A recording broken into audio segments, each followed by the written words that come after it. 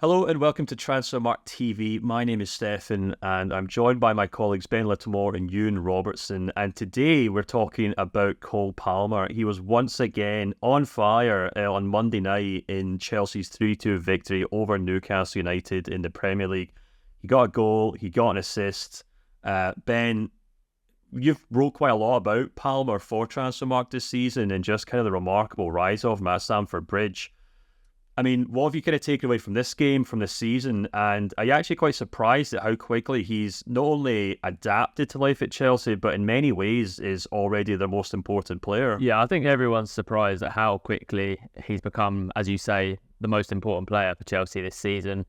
In what's been a really poor season for Chelsea, he's been the one player that's been consistent throughout. I think it goes to show the quality Man City have, that a player who can go to another top club and perform this well is not getting a sniff at game time there. I think some people were surprised at the fee at the time, 45 million euros for a player that hadn't really established himself at all in the first team at Man City. But I mean, it looks like the best piece of business by far for Chelsea that they've completed last summer. And Palmer's sure to be a big player for England going forward in the Euros as well. I expect him to be in the squad. He's been fantastic for Chelsea down that right-hand side.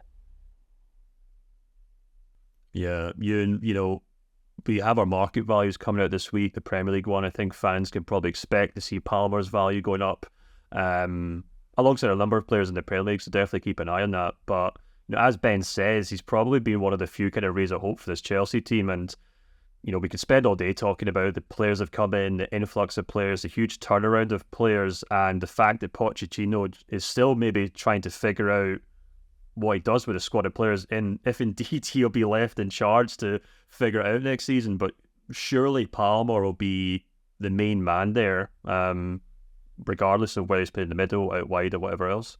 Yeah, he's undoubtedly Chelsea's best signing since the takeover, isn't he? Maybe it's time to give Todd Boehly some credit for the first time in his tenure for the signing of Cole Palmer. But he's acclimatised perfectly into Chelsea. He can play in a variety of roles. I'm not actually sure what his best position actually is, whether he's number 10, whether he's better playing off the right. He's even played up top by himself this season. He's so versatile. His skill set's ridiculous. His touch, his left foot, his vision. He's a top player. It's interesting.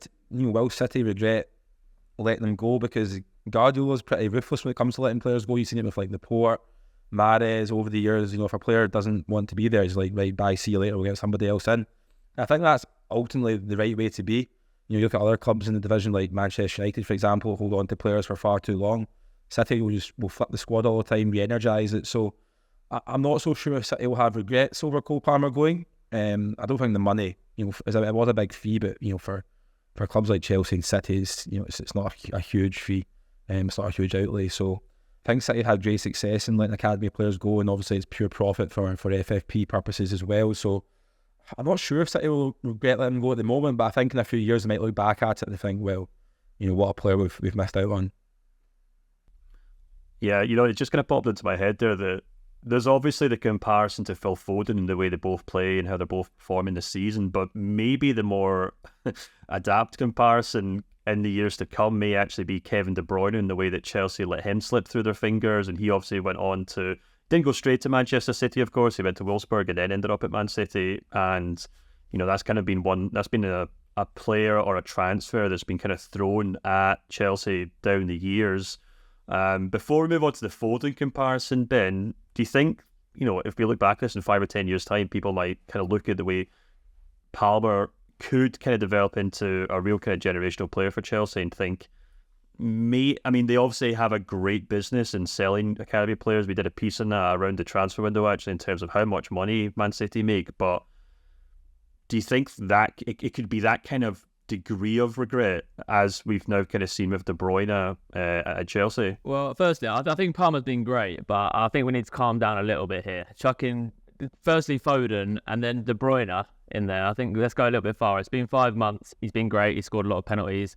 He has been very good. He's still playing for a mid-table team. In terms of that regret question, when Man City let Jesus and Zinchenko go to Arsenal, and then Arsenal challenged them for the title last season, it came out that Man City weren't going to let players go to Arsenal anymore because they saw him as a direct rival. Right now, Man City don't have that with Chelsea. Chelsea are 10th in the Premier League table. So I don't think they're going to be regretting it from that point of view.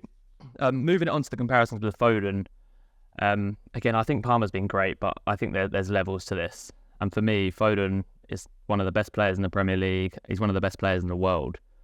And although his statistics might not be as good as Palmer's in terms of direct goals and assists, I think from the eye test, watching Phil Foden, you can see it's different levels. And he's doing it for a team that are challenging for the Premier League title. They're going to be challenging for the Champions League, challenging for the FA Cup.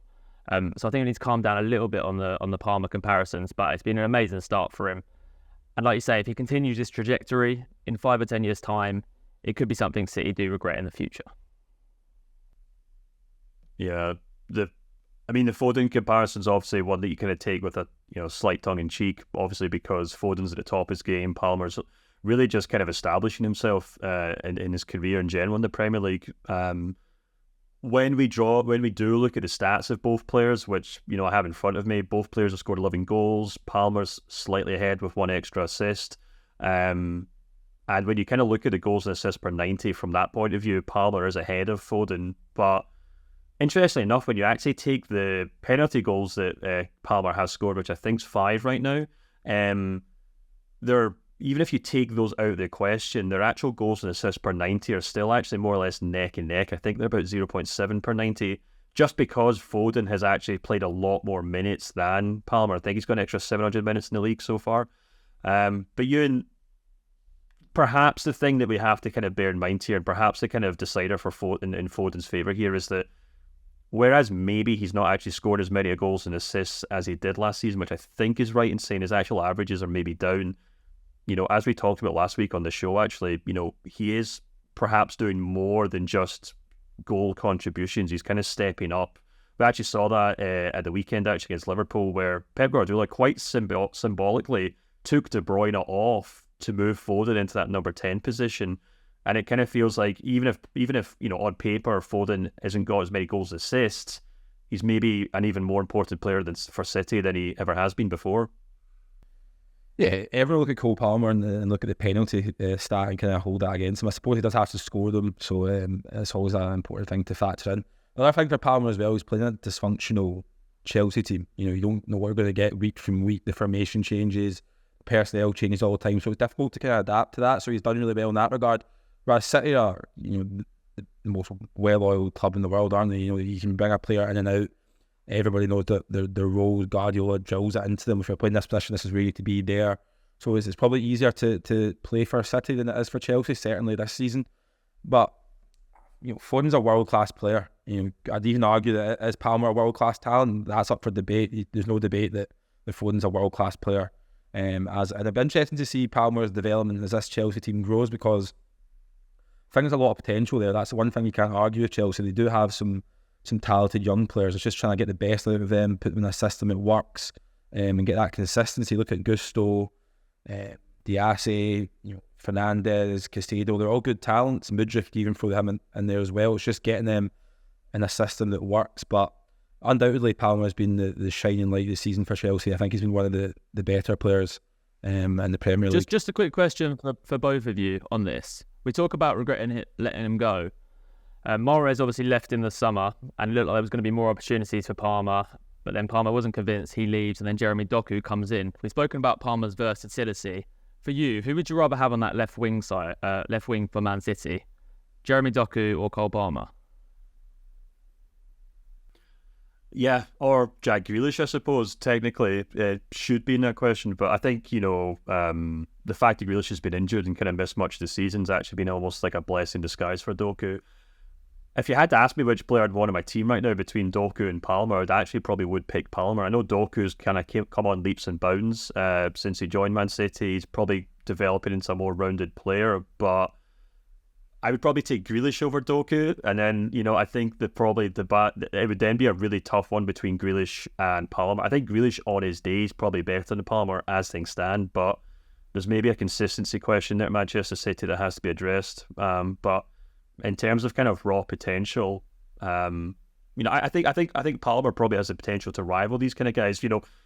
We kind of draw the comparison between Saka and Foden routinely in terms of like, you know, these young players who are coming through the Premier League. And I think it'd be really interesting if Palmer can kind of step up for Chelsea and kind of join that conversation on a more regular basis. But I don't know what you think, Euan. Yeah, see, for me, I don't think Palmer's best position is off the left. That would be kind of an interesting one. I think Doku came in and everyone was amazed by his assist numbers, and he offers something different from sitting in that position in terms of, you know, one-on-one. He's really good on pass players, and obviously his pace is a little bit different from other players in that position.